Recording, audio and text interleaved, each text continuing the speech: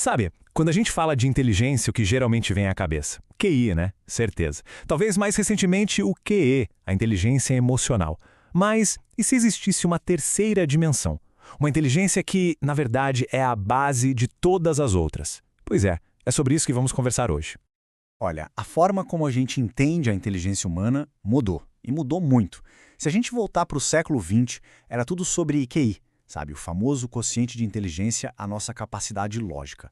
Aí, lá pelos anos 90, o jogo virou com o QI, a inteligência emocional, que mostrou para o mundo a importância de entender e lidar com sentimentos.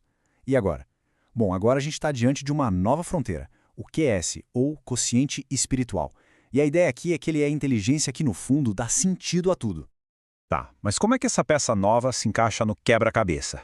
É isso que a gente vai ver agora. Vamos entender como essas três inteligências funcionam juntas e por que essa terceira, a espiritual, é tão, mas tão importante.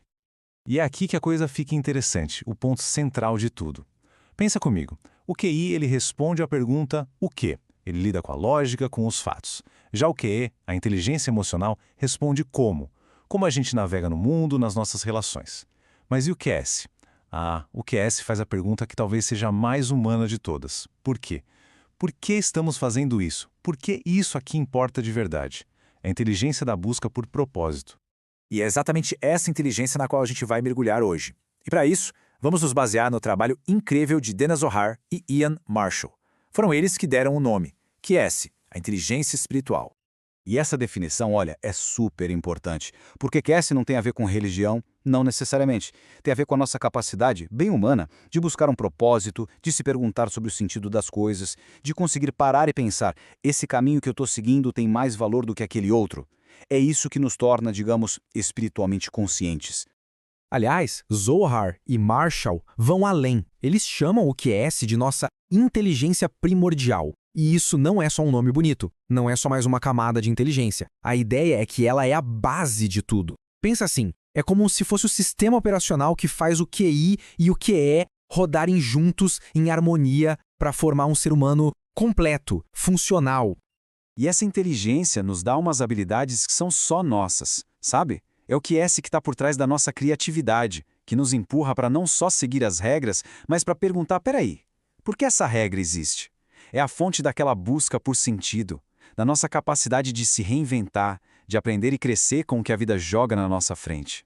Tá, mas por que essa conversa é tão urgente? Justamente agora. Porque, olha só que paradoxo, a gente nunca teve tanto progresso material, tanta tecnologia, e ao mesmo tempo parece que a gente vive numa crise profunda de significado. Um sentimento de vazio, sabe? Parece que tá no ar, assombrando a nossa cultura.